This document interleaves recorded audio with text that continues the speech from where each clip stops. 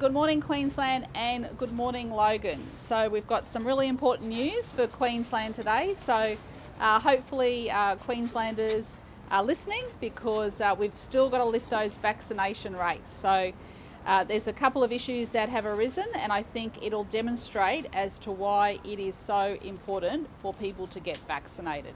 Okay, so we have 3 new locally acquired cases in Queensland and they've been detected in Goondiwindi. Case 1 is a contact of a known cluster. We're not concerned about that person. Case 2 has been in the community for 5 days and all household contacts have tested negative. And case 3 is a woman in her 30s who's been in the community for 4 days and has had 1 dose of AstraZeneca. So we have 12 active cases. We have 5,098 tests in the last 24 hours, 10,709 vaccines by Queensland Health. 78.54% have at least of Queenslanders had 1 dose, which is fantastic. We're going to get to that 80% soon. And 65.26 are fully vaccinated. Now, the good news about Goondiwindi is this.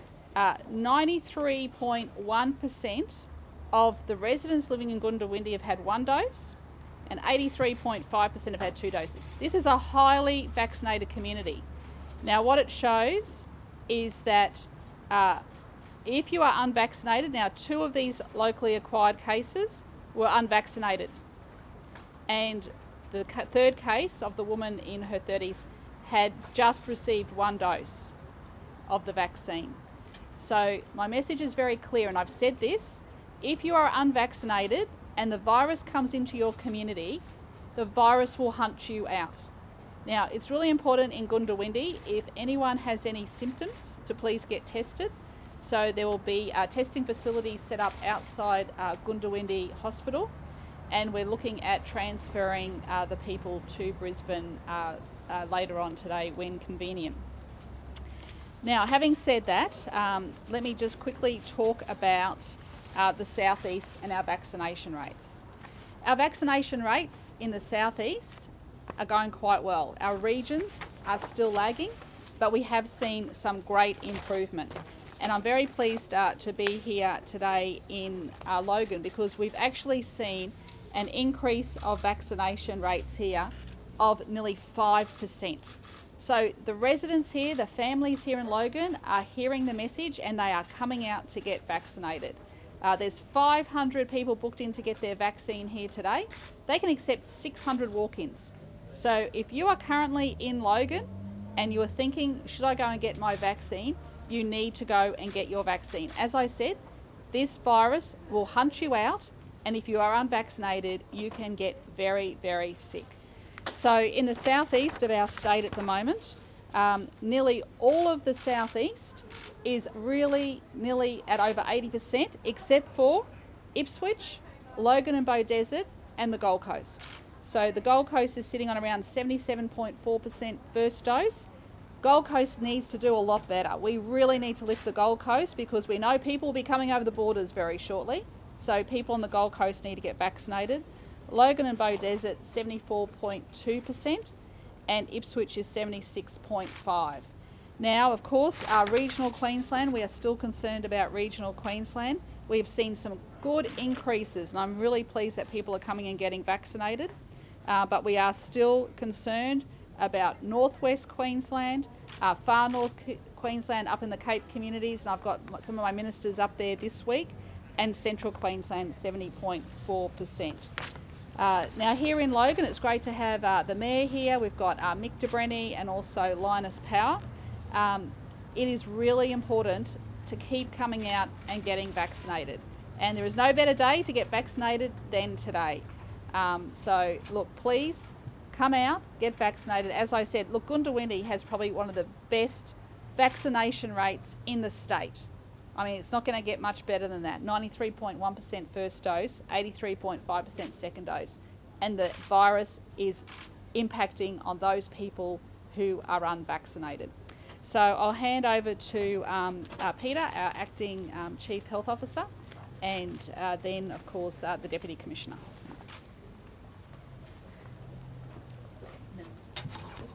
Thank you. And as you've heard, 3 new cases in Queensland today. They're all linked in Gundawindi. And what we know, and what's been said already, is that Gundawindi is a highly vaccinated community. But these 3 people, 2 of them weren't vaccinated, 1 had just had their first dose. The virus has found them. Those 3 people are all currently in hospital in Gundawindi, and they're all in the process of being transferred to a COVID hospital. That'll be Gold Coast in all likelihood, and that'll happen today, weather permitting.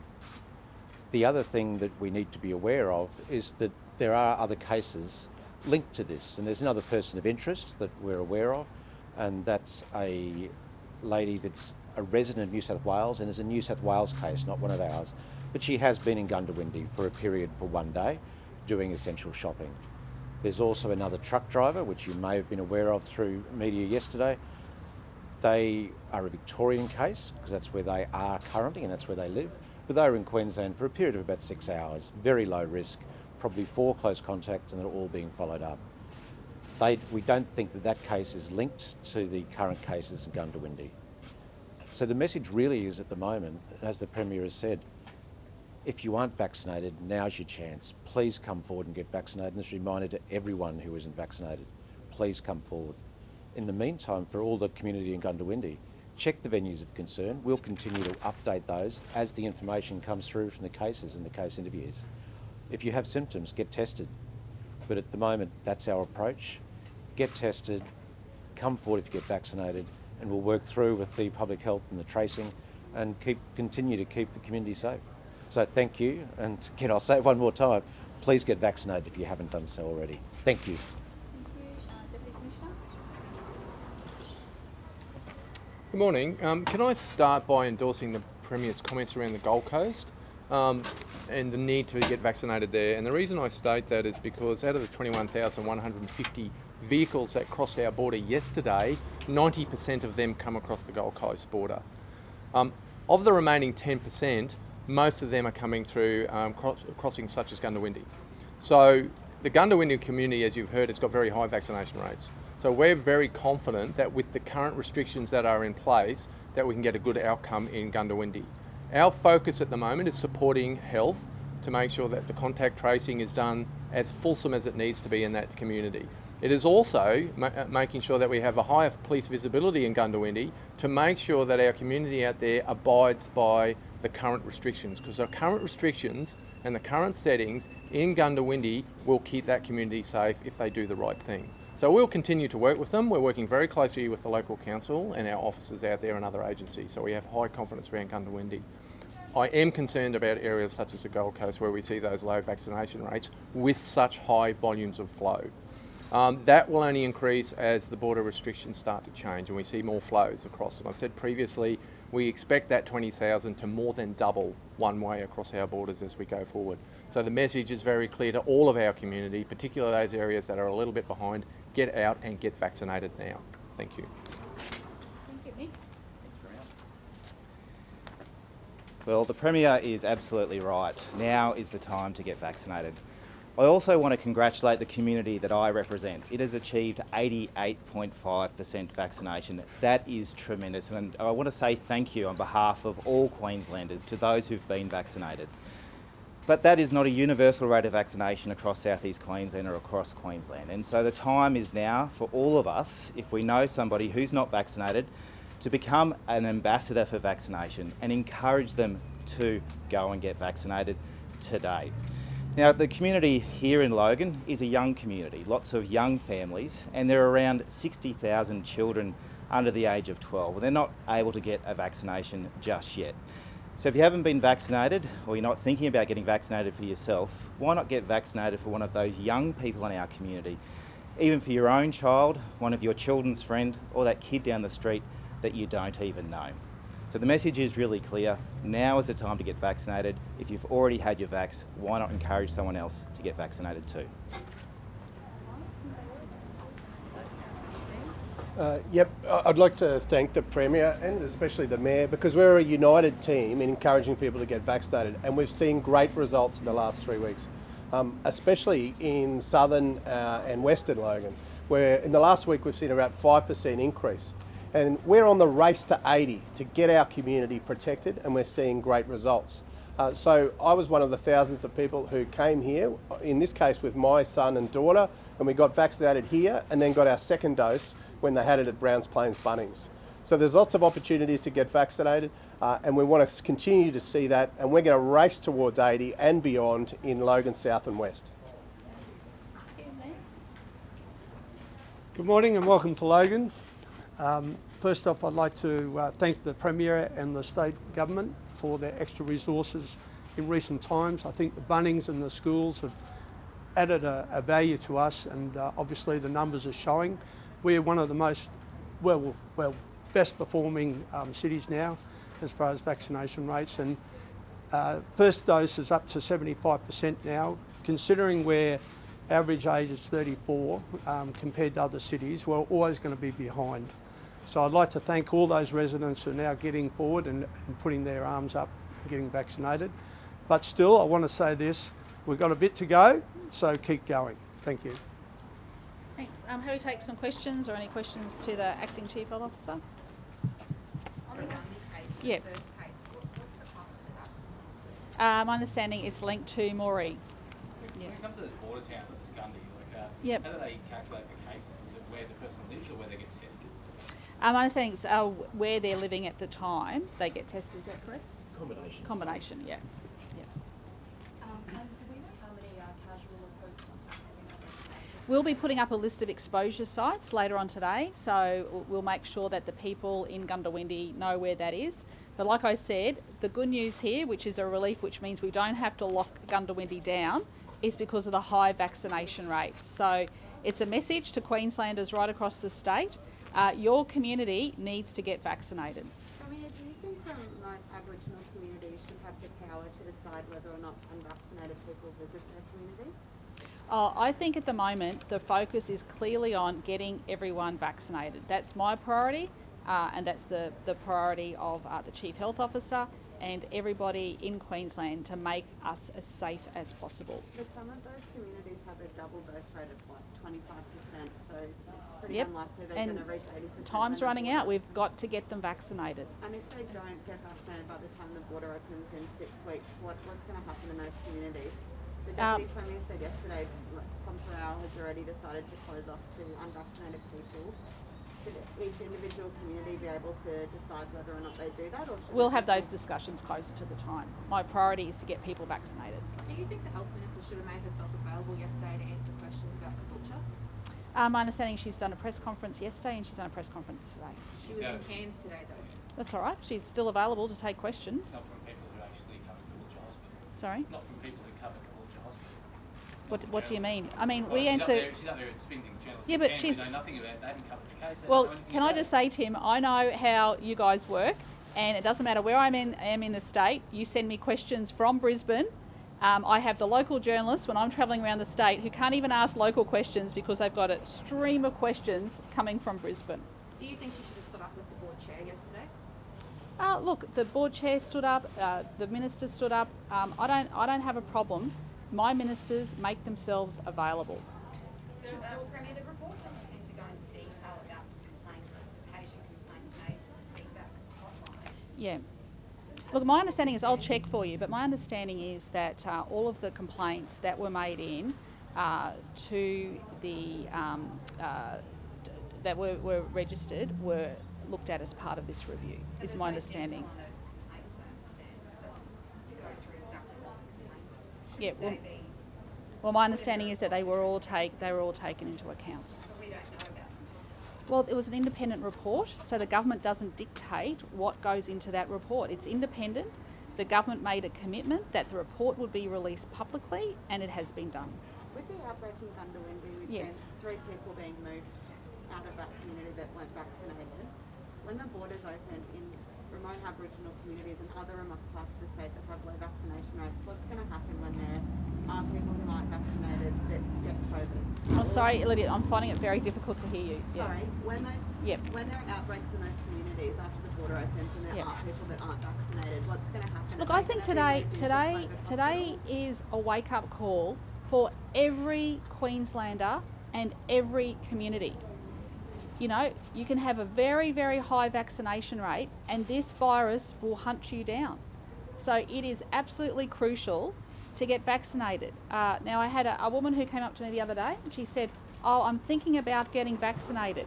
Don't think about it, come and do it. Come and do it for yourself and come and do it for your family. The borders are going to open. Make no mistake, they are going to open. Our rates of vaccination are going well and they could open sooner than those dates that are set. So it is critical that people don't delay and they come out and get vaccinated. But what is the plan for Indigenous communities, even if they face restrictions, isolation, overcrowding is an issue? Well, what the problem is there's a lot of misinformation that is being distributed to our Indigenous communities. It is factually incorrect, it is wrong, and it is going to have a big impact on communities. So I'm urging all of our Indigenous Australians to disregard the false information that is being circulated on Facebook and get vaccinated to protect yourself and your family and your community and your state. But what planning is being done in those areas with low vaccination rates though to protect Sorry? them? What planning is the The government planning doing? is look, there is a good coordinated plan. The federal government was responsible for the vaccination of our First Nations. We are helping with that. It is a coordinated approach. There are planes going in, there are people going in to get people vaccinated. So there are people going out to every community across Queensland and giving people the opportunity to get vaccinated. I mean, we are throwing everything at this. The Premier, we're a long way Yes. down the line and they were first flagged as a vulnerable group. And the Yes. problem's not just in remote communities. Oh look, it's a problem everywhere. That's right. It's not just in remote communities. It's across our state. I've got a large First Nations community in my electorate of Inala. So we opened up the Indigenous Health Service there, and it's great to see the vaccination rates in my community have lifted. So I want to see that lift everywhere. It is a big issue for Australia. It is not just a Queensland issue. This is an issue for Australia, and it's something that will be addressed tomorrow when National Cabinet meets. So it's been a month since National Cabinet's met, and you know, I'm quite sure that you'll see myself, Mark McGowan and Michael Gunner raise these issues. So just with that though, Premier, when the Yeah. borders open, will those people that get COVID be treated in the community or will they be flown into COVID hospitals still? It'll depend. There'll be some treatment at home, there'll be some treatment in community, and there'll be some treatments in our bigger hospitals. And the way we can stop that happening now is for everyone to have a look at what has happened today. This is going to happen a lot more and right throughout Queensland when the borders open. So everyone has got to get vaccinated. We've seen very strong vaccination rates in New South Wales. We've seen very high vaccination rates in Victoria. Now they've had outbreaks, so there's a good reason for that. But Goondiwindi has not had a big outbreak and they have been able to get 93.1% first dose and 83.5% second dose. They are a highly vaccinated local community. Premier, the Nurses Union has put out a media release saying that a lot of members are concerned about the PA hospital being able to cope with COVID cases. What is the latest on that COVID there? They're concerned generally though about ramping, patients being cared for in corridors. What's being done with the COVID there? Yeah, look, there's been a lot of preparation that's been happening across the state in relation to getting ready for this. There will be a surge of COVID cases in Queensland. That's why we have this window of opportunity. This is a very brief moment in time where we have this window to get people vaccinated. It's not like the New South Wales and Victoria situation where they had to get vaccinated because the virus was ripping through their communities.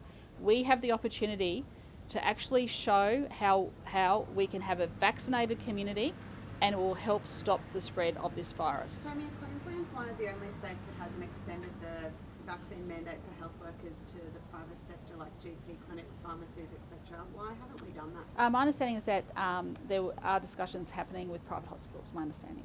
What about Yep. private clinics? I'll check that out, but I think they were included as well, Lydia. Yeah. The Justice Minister Yep. said yesterday high-risk young offenders are being remanded, but our understanding is that's still not happening. The mother of a Gold Coast car thief is begging for the courts to put her son in youth detention. Is that a good enough situation? She should be placed I'm not aware of that individual case, Tim. I'm happy to look into that for you and get back to you. Yeah. In terms of the youth crime crackdown, Yep. we're still told that young offenders aren't being fitted with GPS trackers.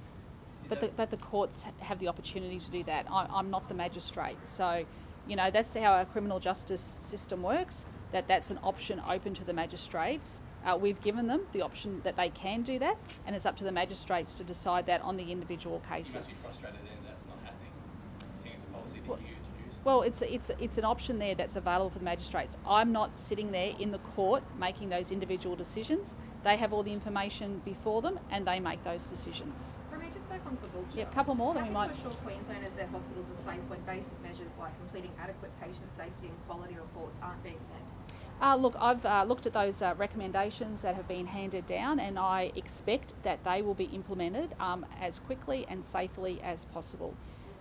We have, my understanding is, over 160 public hospitals across Queensland, across the length and breadth of this state. Our healthcare workforce has been doing an incredible job during COVID, and I expect all of our health workforce to make sure that they deal with individual patients with the utmost respect and make sure that they get the best quality of care that they can. Now, that report, it was independent, it was handed down, the recommendations have been accepted, they will be implemented, and that is exactly what the public would expect to happen. Have you read the full report? I've just come back from leave. I've gone through the recommendations. I'll be doing that as soon as I get back to the office. I'm happy to answer any further questions on that tomorrow. Are you surprised that no one's been sacked over that? My understanding is that, I've read through the recommendations and there's no recommendation there for any further action to be taken in relation to individuals. So, Can I ask you a Last question one. to the acting charge? two more, sorry. Were you surprised by Dr. withdrawal? Do you know how the search will Yeah, I can say so. Okay, look, I was advised that because of a personal situation, and I don't think it's for us to go into that, and I do wish him all the very best and his family. Secondly, our acting Chief Health Officer is doing a great job. We've got three deputy chos at the moment, and of course Peter's the acting. And the Director General advised me this morning that they have reconvened the panel to go back through that recruitment process. So everyone can rest assured I'm very comfortable with the process we have in place, and I'm very comfortable with the job that Peter is doing as the Acting Chief Health Officer. Can I ask you a quick question, Chair? Yeah, sure. One more. So when Yeah. does Dave Stewart go to London? Sorry? When does Dave Stewart go I to don't. London? You have to ask the Trade Minister. I'm not the Trade Minister anymore. Okay, DPC hasn't been able to say though. Sorry? DPC hasn't been able Because to say in because previous Trade has moved to. This is going back a couple of months though. Okay, but Trade has moved to Cameron. Okay. Can I And last. question for Yep. the acting Thank charge? you. Thanks, everyone. Last week, John Gerard predicted 4,000 to 16,000 symptomatic cases of COVID on the Gold Coast once the border reopens. Do you have any estimates for other major centres around the state, like Cairns, Townsville, Brisbane? Yeah, look, there's a whole series of different modelling work being done, and that's been done through Burnett, Doherty, QIMR and a number of others. And those estimates will vary. We're working through with all the HHSs at the moment as to what the potential impact will be. But the other thing we need to remember, models are models, they're not accurate predictions, and we can influence that by simply getting vaccinated, because the higher our vaccination rate, the lower those numbers in any models will be. So that's the important part, I think. So when is that modelling expected to be finished, and will it be made public on cases by region? I can't answer that one directly, but I'll follow that one up as to, certainly the QIMR modelling is already available on the government website, so you can see that now. And some of the other detailed and age-based and stuff as well, and agent-based, will become available shortly. I'll just ask a few questions on Gundy, on the cases. So the Premier said one of the cases is linked to the Moree outbreak. And what about the other two? Are they unlinked? Are they women, men, children? Look, at this stage we are concerned about Moree, and there's 16 cases in the last 3 days from our discussions with the New South Wales counterparts, and we're working closely with them and Victoria, given that one of the truck driver has moved back to Victoria. At this stage, 2 of those cases have been to Moree, to events there, and the other case is linked to one of those cases. That's where the linkage is. Okay, so there's some Moree connection And do you have any ages or genders for those cases? All three are female, one in teens, one in 20s, one in 30s. Minister De Brenni, a question for you, if I can, please. Minister De Brenni, a legal oversight which has happened on your watch has effectively left the QBCC, the building watchdog, with no teeth. How do you explain that bungler this morning? Well, it's being rectified and it'll be rectified in a few days. I can assure all licensees and homeowners there is no change. It's business as usual at the Commission and in the building industry. It's an industry in Queensland that's incredibly strong. Nearly 250,000 people are employed and we've never seen a stronger, fairer construction industry than we do today. It's not business as usual that the QBCC can't issue direction to rectify to builders who've done defective work. How do you explain that, given that we've been told senior QBCC staff were warned the department of this problem multiple times? I mean, was that not a failure of the department you oversee? Well, I don't accept that, Reece, and the matter will be resolved in a few days. It's a simple technicality. It is business as usual for the construction industry and everyone's rights will be preserved. Would you concede the QBCC's become dysfunctional under your leadership? No. Do you think the right person's in the job to lead the QBCC, given the fact that he was formerly the leader of the building legislation arm of the department? Now this has happened. I've got every confidence in all of the 500 staff that oversee this industry, yes. Premier, do you have confidence in Mr. Rand? Absolutely. Thanks. Okay. Thanks very much, everyone.